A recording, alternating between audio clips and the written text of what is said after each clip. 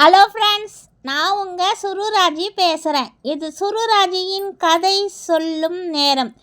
அர்ஜுனனின் தீர்ப்பு என்ற நாவலிருந்து 36 பாகம் சொல்லியிருக்கேன். இன்றைக்கு 37ஆம் பாகம்.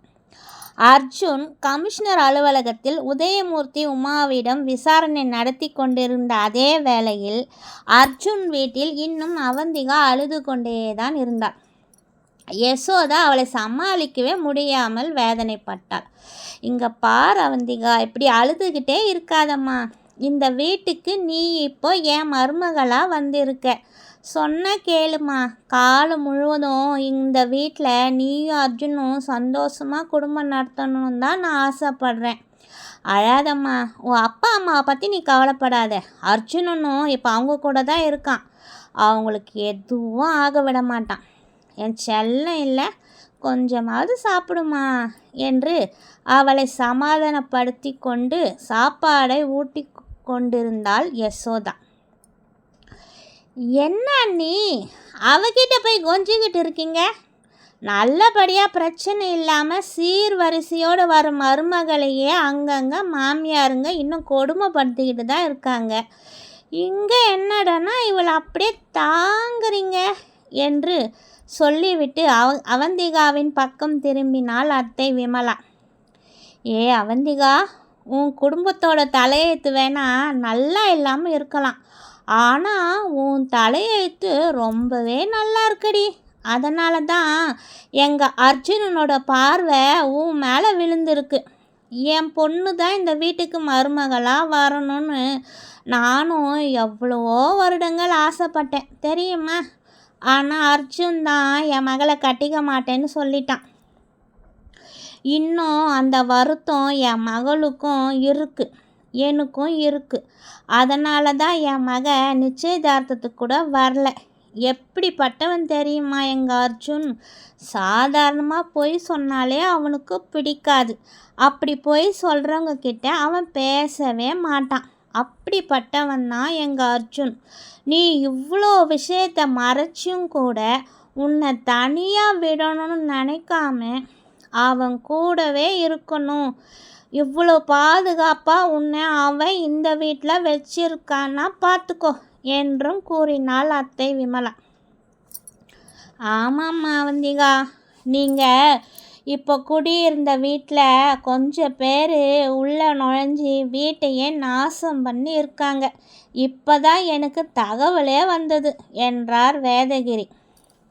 உடனே அவந்திகா பயந்து போய் யசோதாவை பார்க்க யசோதாவும் அவளுக்கு ஆதரவாக கையை பிடித்து கொண்டாள். இனிமே நீ எதை பற்றியும் கவலைப்படாத அவந்திகா. ஒருவேளை இந்த மாதிரி எல்லாம் நடக்கணும் முன்னாடியே தெரிஞ்சதுனால தான் என்னவோ அர்ஜுன் முன்கூட்டியே சில ஏற்பாடுகளை பண்ணியிருக்கான். நேற்று ராத்திரி கூட அவன் தூங்கவே இல்லை, எங்கேயோ வெளியே போயிட்டு வந்தான் என்று சொல்லிவிட்டு கண் கலங்கினாள் யசோதா. உடனே கோபாலகிருஷ்ணன் வேதகிரியை பார்த்து, ஏண்டா வேதகிரி, நிச்சயதார்த்துக்கு செஞ்சு வச்ச சாப்பாடு எல்லாத்தையும் ஆசிரமத்துக்கு அனுப்பிட்ட இல்லை என்று வேதகிரியிடம் கேட்டார்.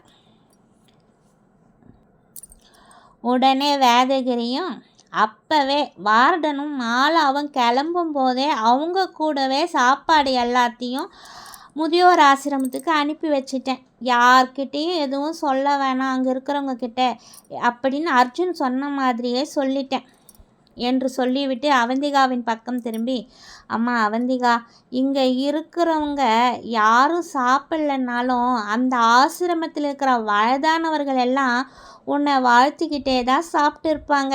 அவங்க ஆசீர்வாதம் உன்னை கைவிடாதுமா, நீ தைரியமாக இரு என்றும் கூறினார் வேதகிரி. உடனே கோபாலகிருஷ்ணன், அம்மா அவந்திகா, நீ ஏதாவது சாப்பிடுமா. நீ சாப்பிடலன்னு யசோதாவும் எதுவும் சாப்பிடல. அவள் சுகர் பேஷண்ட்டு வேறு, வேலைக்கு சாப்பிட்டு மாத்திரை போட்டுக்கணும். அர்ஜுன் வேற 2 வாட்டி ஃபோன் பண்ணிட்டான் நீ எப்படி இருக்கேன்னு கேட்டு.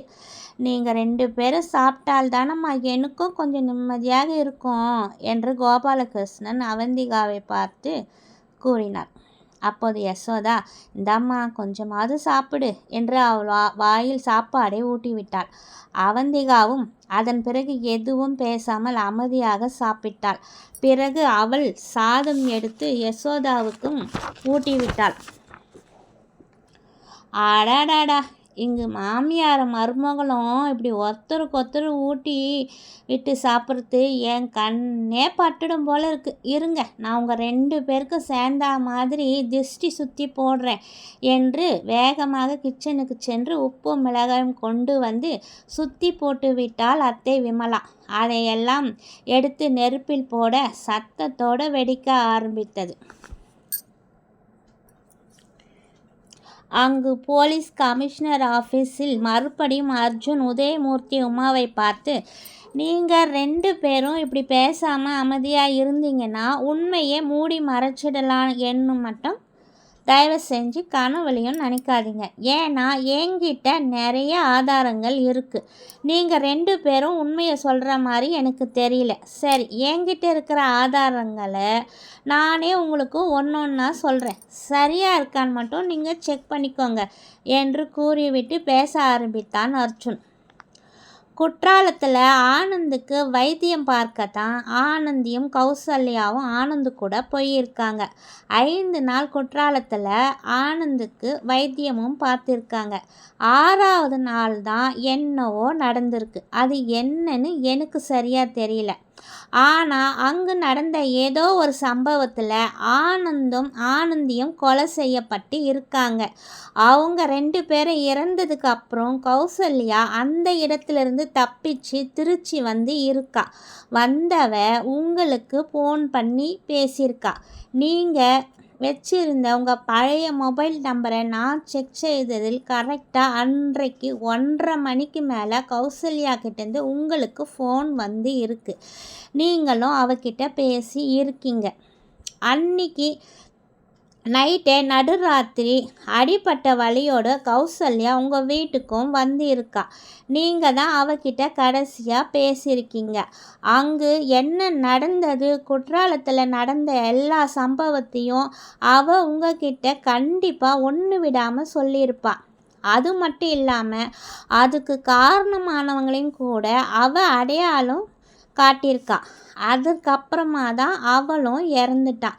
அந்த சமயத்தில் என்ன பண்ணுறதுன்னு தெரியாமல் நீங்கள் 2 பேரும் சேர்ந்து முதல்ல போலீஸுக்கு தான் தகவல் சொல்ல நினச்சிருக்கீங்க.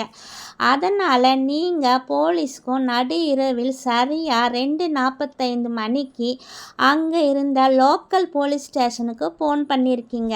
அவங்களும் ஃபோனை எடுத்திருக்காங்க. ஆனால் அதுக்குள்ளே நீங்கள் என்ன நினச்சிங்கன்னு தெரியல, ஃபோனை உடனே கட் பண்ணிட்டீங்க.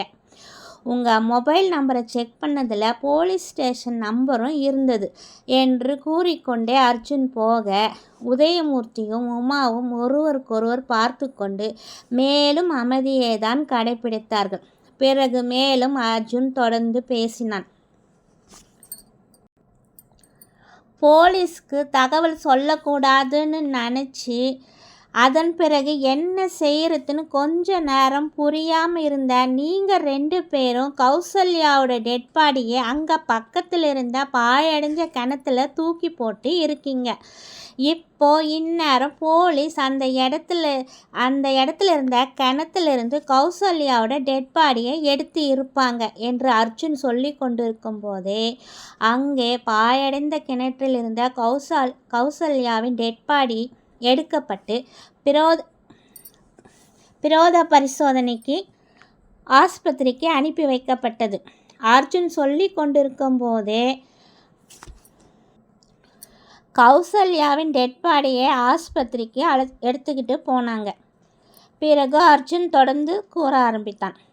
அதன் பிறகுதான் நீங்கள் 2 பேரும் அங்கிருந்து உடனே கிளம்பி போய் ஹாஸ்டலுக்கு போயிட்டு அவந்திகாவை பார்த்து அவளையும் கையோடு அழைச்சிக்கிட்டு சென்னைக்கு வந்து ஒரு வீடு எடுத்து தங்கியிருக்கீங்க. உங்கள் 2 பேரோட பெயரையும் மாற்றிருக்கீங்க. உங்கள் பொண்ணு அவந்திகா கேட்டதுக்கு ஜாதகத்தில் டைம் சரியில்லை, அதனால தான் பேரை மாற்றிக்கிட்டோன்னு சொல்லியிருக்கீங்க. ஆனந்தும் ஆனந்தியும் மகாராஷ்டிரா ஹாஸ்பிட்டலுக்கு ட்ரீட்மெண்ட்டுக்கு போயிருக்காங்கன்னு சொல்லி அவந்திகாவை வேலைக்கு முதியோர் ஆசிரமத்தில் சேர்த்துருக்கீங்க. அதன் பிறகு நீங்கள் 2 பேருமே அவந்திகா கிட்ட போய் தான் சொல்லியிருக்கீங்க. கிட்டத்தட்ட ஒரு 2 வருஷம் பொறுமையாக அமைதியாக இருந்து அந்த குற்றவாளிகளை நீங்கள் அடையாளம் கண்டுபிடிச்சி இருக்கீங்க. அவங்களுடைய மொபைல் நம்பரும் எப்படியோ தெரிஞ்சு வச்சுக்கிட்டு இருக்கீங்க. நீங்கள் இறந்தவங்களோட விவரங்களை சேகரிக்கும் போது உங்களை அங்கே பார்த்தவங்க எங்களுக்கு இப்போ அடையாளம் காட்டியிருக்கீங்க. அதனால தான் சொல்கிறேன், உங்களுடைய நீங்கள் செஞ்ச குற்றத்துக்கான அனைத்து ஆதாரங்களையும் நான் இப்போ கலெக்ட் பண்ணி வச்சுருக்கேன். இப்போவாது உண்மையை சொல்கிறீங்களா, இல்லை மேற்கொண்டு நான் கண்டுபிடிச்ச ஆதாரங்களை உங்களுக்கு சொல்லணுமா? இன்னமும் உங்களுக்கு என் மேலே நம்பிக்கை வரலைன்னு நினைக்கிறேன். சரி, மறுபடியும் என்கிட்ட இருக்கிற இன்னும் சில ஆதாரங்களை நான் உங்களுக்கு சொல்கிறேன். அப்போவாது நீங்கள் என்ன நடந்ததுன்ற உண்மையை எனக்கு சொல்லுவீங்கன்ற நம்பிக்கை எனக்கு இருக்குது என்று அர்ஜுன் அவர்களிடம் தொடர்ந்து பேசிக்கொண்டே இருந்தான். ஓகே ஃப்ரெண்ட்ஸ், இத்துடன் என்னுடைய 37ஆம் பாகம் முடிவடைந்தது. மீண்டும் உங்கள் அடுத்த பாகத்தில் சந்திக்கும் வரை உங்களிருந்து விடைபெறுவது உங்கள் சுருராஜி. என்னுடைய கதையை கேளுங்க, சப்ஸ்கிரைப் பண்ணுங்கள், உடனே பெல் பட்டனையும் அழுத்துங்க. ஓகே, பாய்.